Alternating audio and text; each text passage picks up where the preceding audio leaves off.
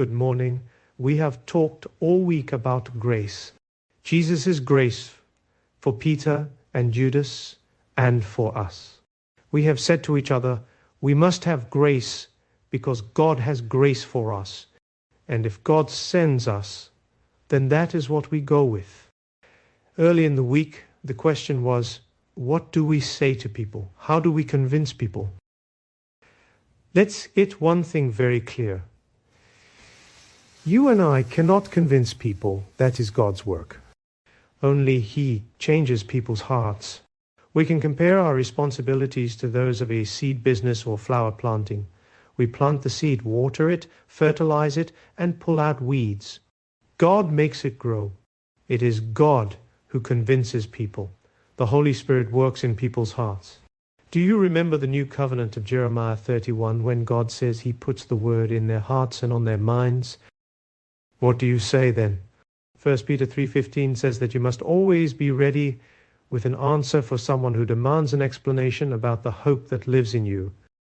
Nell always said, you have nothing to say before you've listened, because to hear means you must see the person. It means you must get past all your preconceived ideas and be willing to let go of all your arguments and stop talking. Wait and see the person in front of you. How many times did Jesus not do precisely that? He saw tax collectors, the blind, a sick child, a worried father, a broken friend, a discouraged woman, a groom in embarrassment, a clever churchman with many questions, and the list can go on. Jesus' first sermon was about grace. In his most difficult moment on the cross, he had grace. Father, forgive them. Today you will be with me in paradise.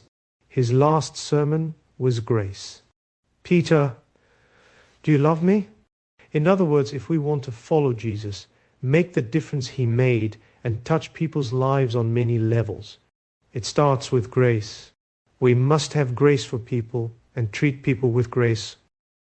We judge and criticize easily. We want to be correct and win arguments. We live in a world and time where people are becoming increasingly polarized, and we stand within this world.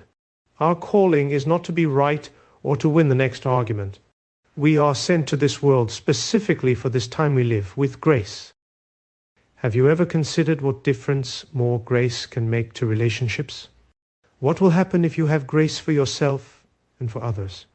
What can happen if you see the person and just start to listen? You can only be there if you have already discovered how much grace the Lord has for you. Without grace, you have no message of salvation. We are being sent in grace. Until next week, take care.